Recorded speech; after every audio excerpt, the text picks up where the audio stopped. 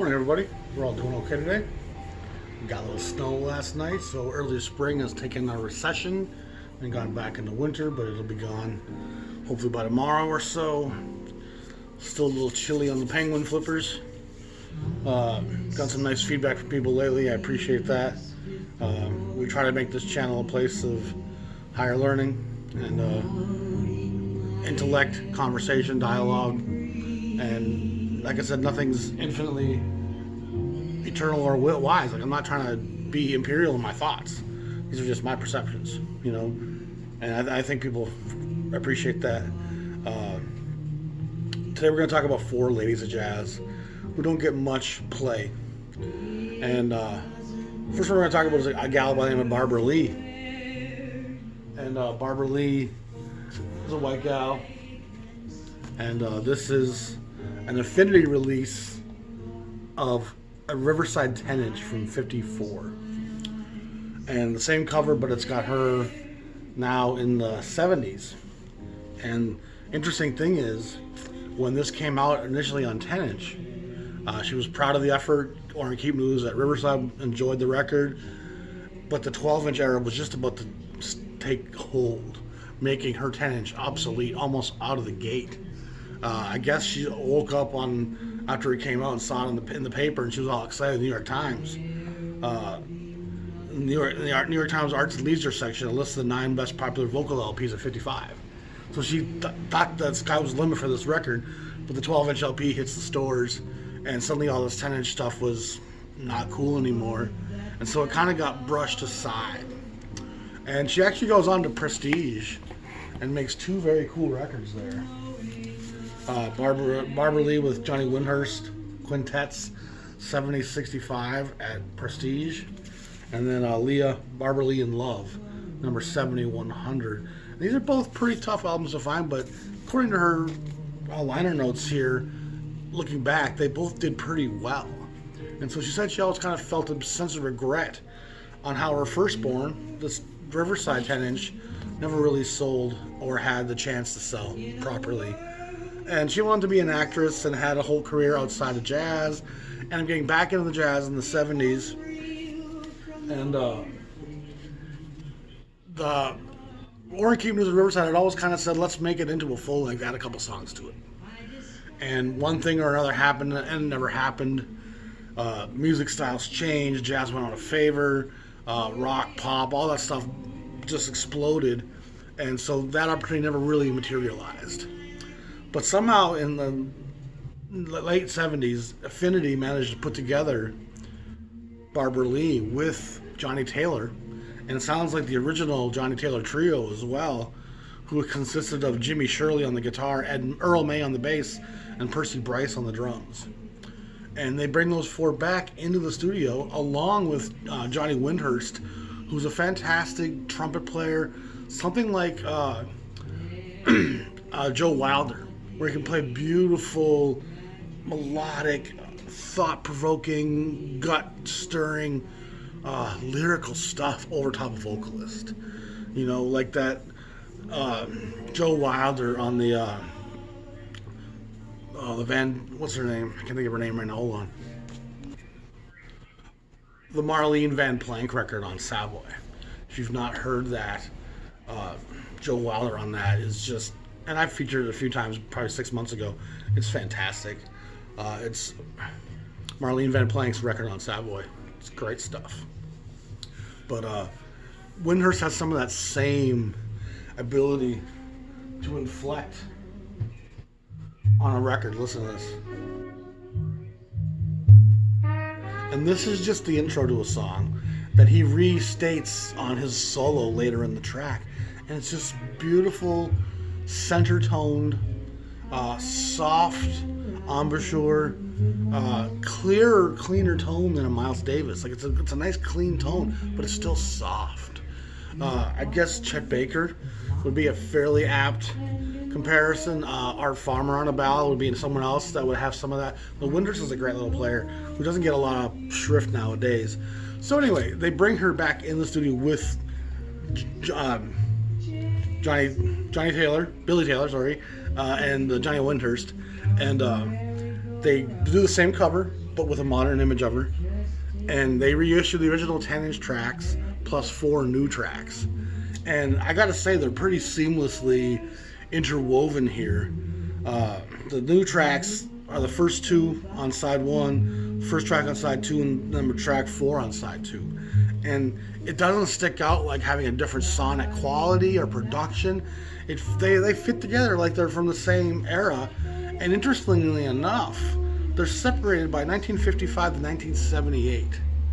So when you got 23 years in between those sessions, that's not something you hear of too often in this business.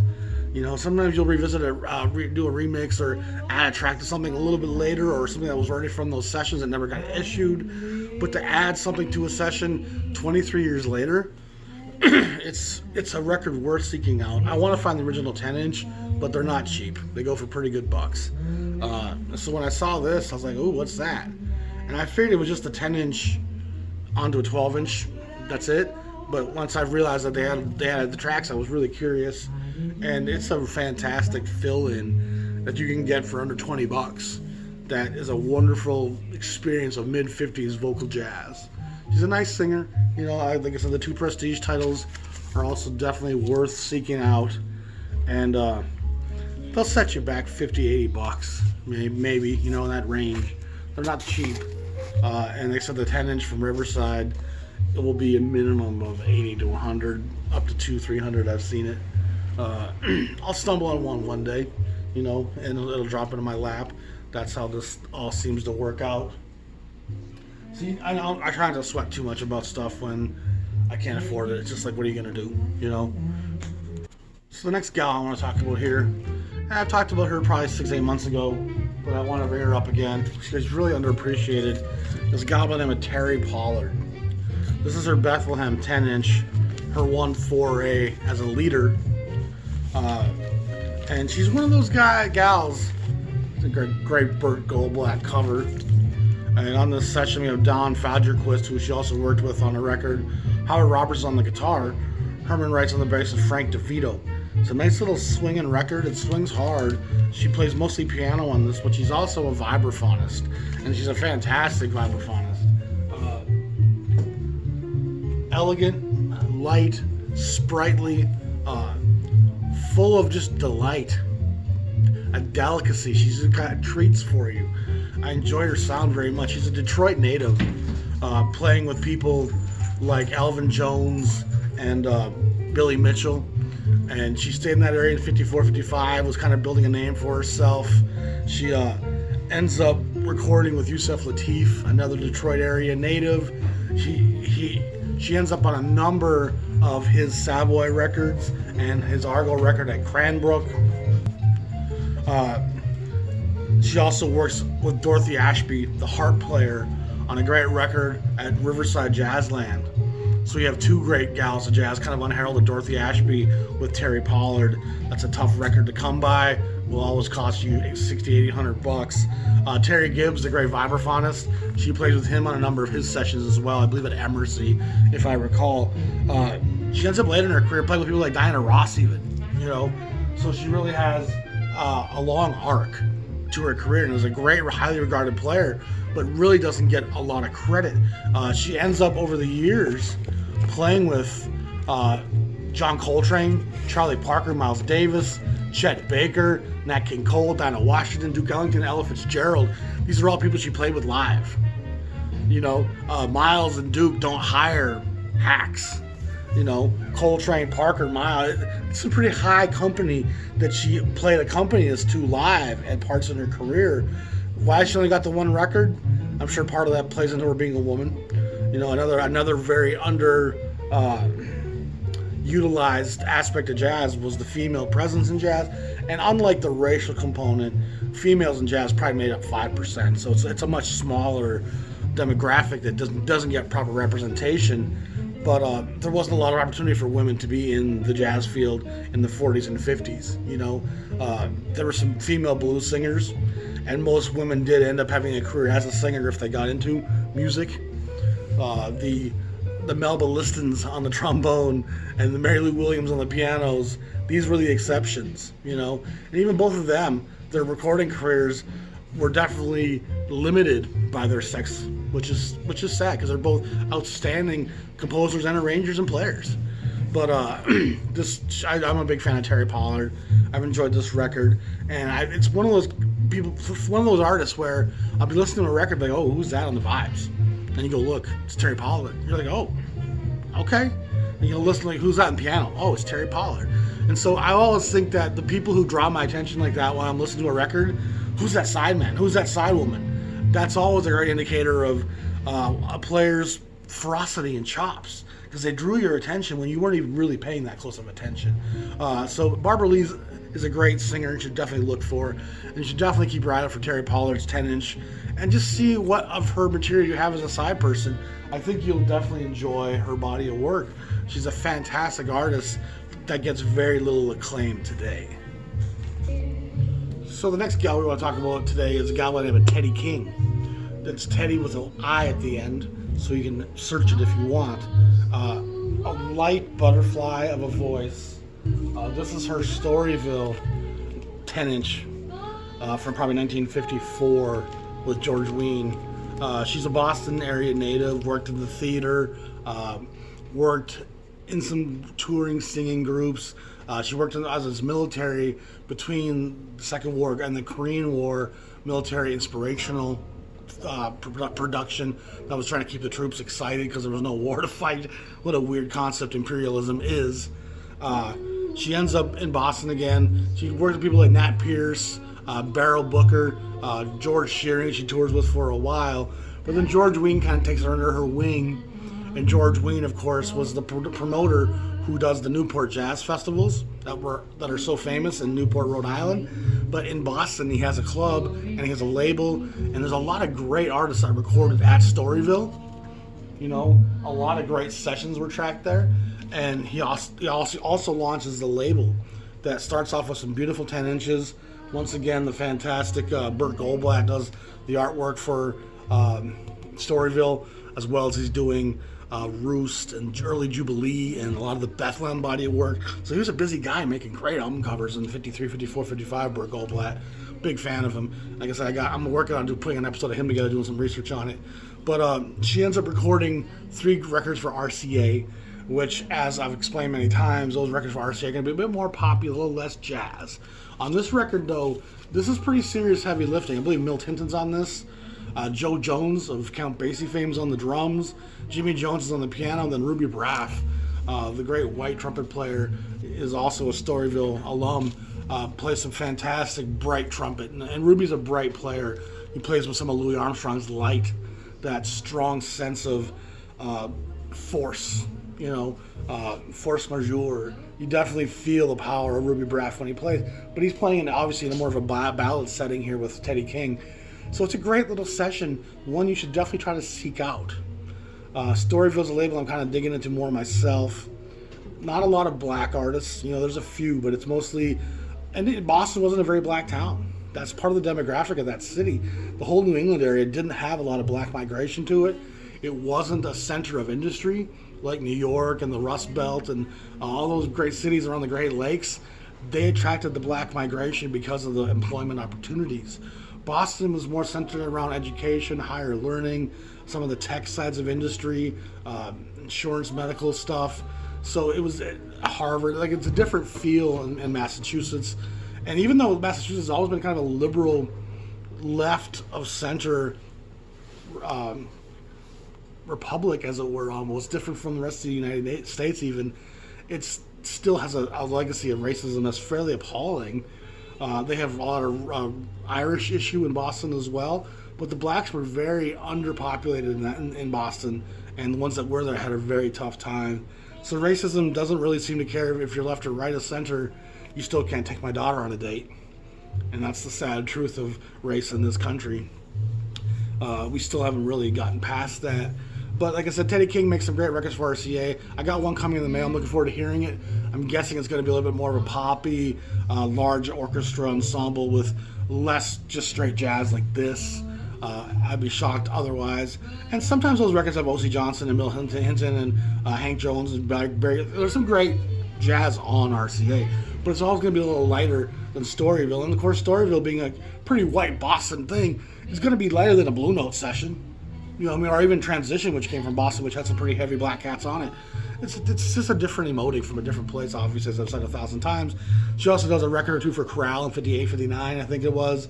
And she does a couple of discs at the Vogue label in the mid-50s after this Teddy King Storyville record. And Vogue and Storyville seem to be releasing each other's things somewhat.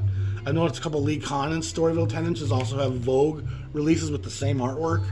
So whether or not it's all different material or whether it's some of it just being repackaged by Vogue, I don't know yet. But Teddy King's a great little singer, and if you see that Storyville 10-inch, of course grab it. And I would recommend that you grab the RCA titles too, because those you can find. This one will cost you more, being the small indie label 10-inch. If you can find the RCA titles, some of those bigger stores on Discogs will sell those for $3, $4, $5. And I'm guessing there's still going to be nice little champagne cocktail affairs that I think everyone has the need for in their life sometimes. So Teddy King, number 3 on this list. The fourth gal we're going to talk about today is a gal by the name of Lee Wiley. This is also a Storyville 10-inch. Another beautiful burnt gold black cover.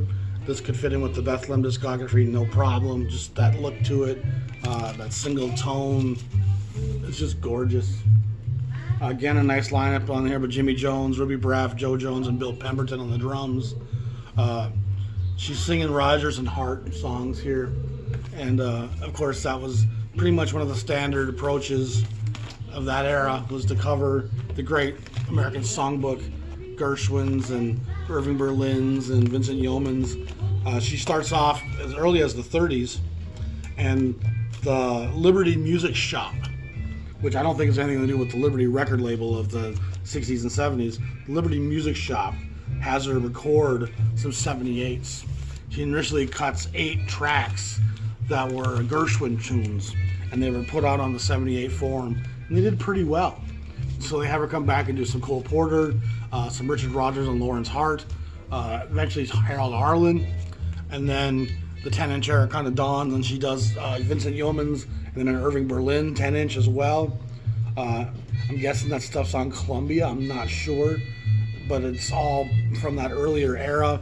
She comes to Storyville, and she does a couple 10-inches there. Again, this is 3/12, so the 12th 10-inch at Storyville, George Wein, and nice little session. Her voice is lighter than a lot of the aforementioned gals. She sings a little bit more Mary Poppins-like, you know, a little that higher rigid vibrato that's it's a little stiffer, you know. Part of that's just the era she's from, more from the 30s and 40s, but she's still got a great voice. It's just not as bluesy, you know. It's more formal sounding. Even with the great jazz group behind her, it's got kind of more of a formal approach. She ends up making some records at RCA. Again, I think I have one of them here. Again, this is a lighter affair being on the RCA label, not quite as jazzy, but it does have Ralph Burns and his orchestra, who does some great arrangements, no question about it. But Lee Wiley is another one of those great singers that it takes a while to really kind of come across. You know, she's not on Columbia, she's not on the Blue Note, Prestige, Riverside, Contemporary, none of those big jazz labels that we think of. And Storyville's kind of really under the carpet in a way, you know, really tucked away up there in Boston. And you hear about Storyville through Stan Getz and some of those artists who record there, but that stuff didn't come out on the Storyville label. But I love this version of My Funny Valentine. It's really beautiful. So she has a nice little body of work. And like I said, I'm not sure where some of that 78 stuff came out at. I'm guessing it was on, I see Columbia put some of that stuff out, and I'm guessing Columbia is the one who calls that stuff together on the LP. I need to do more research on that myself. I'm kind of new to Lee Wiley and Teddy King as well, but I've enjoyed what I've heard so far. And so she's another gal that you need to keep an eye out for. Like I said, there's a bit more of a formality to her voice, a bit more of the songbook's original intent for these songs. You know, there's a little less Ella Fitzgerald taking liberty with the content and inflecting personality like an Armstrong or a Billie Holiday or Ella Fitzgerald would. She's more just interpreting the body of work in a very formal sense, but still a great voice. And if you can come across this 10-inch, I would recommend you grab it. It just has a interesting melancholy to it. I'm always a fan of that. And again, her voice is crystalline. It just doesn't have the blues. And even Sarah Vaughan, who is highly held in high regard, to me her voice is almost too formal at times, and it's so crystalline and pure, and the vibrato is so rich that it almost diminishes her blues inflection, and some of her personality gets washed away with the incredible angelic nature of her skill set. So skill set and the blues sometimes don't always jive perfectly. Some people can pull that off, but other people, ability and talent can flush feelings sometimes. You know, there's a lot of great rock players that played with so much ability that it diminishes the song at times. And that's the fine line that artists always going to have to straddle. So one last person we're going to dig into here. The last guy I want to talk about here is the great Hazel Scott. This fantastic record comes out on the debut label as a 10-inch initially in 1955 with Max Roach and Charlie Mingus. That tells you a lot right there about her pedigree. If you got Mingus and Max to play with you, you were somebody important and special. She was a Trinidadian, born in the port of Spain. She immigrated to New York at the age of 4 or 5, if I recall. She ends up, by the age of 8, having scholarships for Juilliard because she was a child prodigy at music. Could sing, had a grasp of the chordal and melodic and harmonic structuring at a very young age. A very sophisticated musician and vocalist. She does some records as a singer in the 30s and 40s, and she also makes some great records as a pianist, which of course she's a pianist on this trio session. She works with signature label Capitol, Columbia, and Chorale, which is of course affiliated with Decca. She has the first black television show in America called the Hazel Scott Show. Before any man did, this female had a black television show. Being a Trinidadian, she was very outspoken against racial segregation and the inequality in America. She really took a strong stand against it. She was eventually brought before the House Committee during the McCarthy era and had to testify as un-American activity. Un-American Activity Committee. That's your freedom right there, boy. You want to talk about freedom. Un-American activity. You are criticizing the oppression of a group of people, and you've been deemed un-American in doing so. We suppress protesters today. We suppress freedom movements today. People who write literature that's expressing freedom and independence and liberation and free thought. We suppress that every step of the way because control is imperial. And you control people not with chains but with thought. And if you control how they think, you won't need to put the chains or the fences up. And we are all captors of an economic system that has us enslaved from birth till death. And the perceptions of a black woman in the 40s and 50s coming from the Caribbean, where there was a different level of freedom, but there was still great poverty, but there was more freedom. And the black community in America has always struggled to find that place and that identity. And it's hard to fight for freedom in a place that in reality is not really that free. But no one is better able to see that than the people who are at the bottom of that ladder looking up at all the other people in their chains. So in the McCarthy era, she gets pretty much her career taken from her. And it leads her to going to Paris, I believe in I wrote it here somewhere. My notes are messy. But she goes to Paris in 57, I think it was, and stays in Europe for a decade. And of course, it pretty much ends her career, her television show. It all kind of comes crashing down because she had the nerve to fight for equality for her people. That makes her a very important figure, and it's probably why we haven't heard much of her in the reissue programs and in the the great jazz doc, she's blacklisted. You know, we don't want no N-words talking about freedom. Not in this, especially on a woman. Are you kidding me? You're gonna give white women ideas. Liberation? What are you talking? That's un-American. They stamp that stuff out. And so Hazel Scott, with Max Roach and Charlie Mingus, of course, you got to think that Mingus and Max recognize the power of this woman's voice. In '55, recording with her at Debut. Debut, of course, was a little small label that Fantasy ends up. I believe Mingus launches Debut, and it was either a gift from his girlfriend or a gift to his girlfriend, and then somehow ends up in the hands of Fantasy. I can't recall exactly, but there's something to do with a relationship and a marriage and some romance, and eventually the label ends up in the hands of Fantasy. But the initial Debut stuff was Mingus kind of overseeing, but they had to recognize this woman's political voice and her ability as a musician was somebody worth documenting this session with. It's probably not that hard to find. It's been reissued numerous times. This is of course, a reissue. Was it OJC? I think it is. It is an OJC 1702, but it's the Debut number 16 in the Debut release cycle. So a great record to find. And it's called Relaxed Piano Moods, and that's pretty much what it is. It's kind of a dark melancholy, candlelit. And you got just Max being as gentle as Max ever was. He's playing with the wings of a swan. And Max Roach is usually playing with torpedoes and machine guns. Here he's got the wings of a swan, just feathering the drums.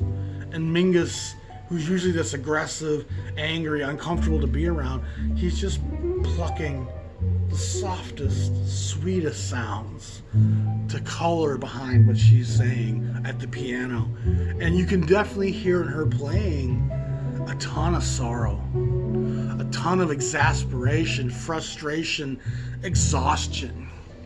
It's exhausting fighting for your people. It's exhausting standing up for freedom. It's tiring trying to express what freedom is to people who think they're already free. A nation that's waving a flag talking about, we are all about freedom, and these people are going, wait a second, what's free about this? I'm free to be poor. I'm free to be hungry. I'm free to be sick. The poor in this country still have no health care. I've been in this country for 20 some years now. I haven't had health care my whole time here.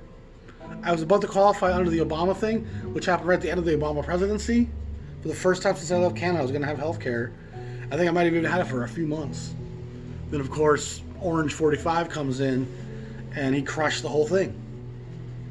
Orange Crush 45 puts an end to the whole dream of not sick poor people. Now, of course, we've had a whole bunch of sick poor people die this last year. I don't think that's... I'm scared to see what that headline's going to look like in 30 years when we really see what was really happening under the surface here. And it's not to say that there's not a genuine story unfolding in 2020 into 2021, but there's other currents, other streams at play. And I'm not here to paddle against that stream right now. I don't got enough information, but just my eyebrows raised going, some of this don't add up. And how does the richest, most powerful nation in the world have more deaths than nations with 10, 15 times our population, with far more poverty? How are we leading the pack like we are in the fear-mongering and the death count? We've probably added some deaths that probably shouldn't have been added, I'm guessing, to keep the fear cycle rolling. And obviously there's been a group of people that have made a lot of money during this. Not to say any of it's not real. You know, there certainly was, but it certainly has been manipulated for other purposes as well. So anyway, in wrapping it up, I'm the Jazz Shepherd. My name is Dan. Go to my Patreon channel if you enjoy the channel and want to support it. You can donate as little as $5, and just to help keep the channel afloat. If you want to just buy some merchandise, there's some cool merchandise at the Jazz Shepherd store, which you can see in the credits below. Y'all stay safe out there. I appreciate all your comments and feedback. I always enjoy that very much. There's been some great comments lately. I want to thank you all. So again, stay safe. My name is Dan. We'll talk to y'all soon. Peace.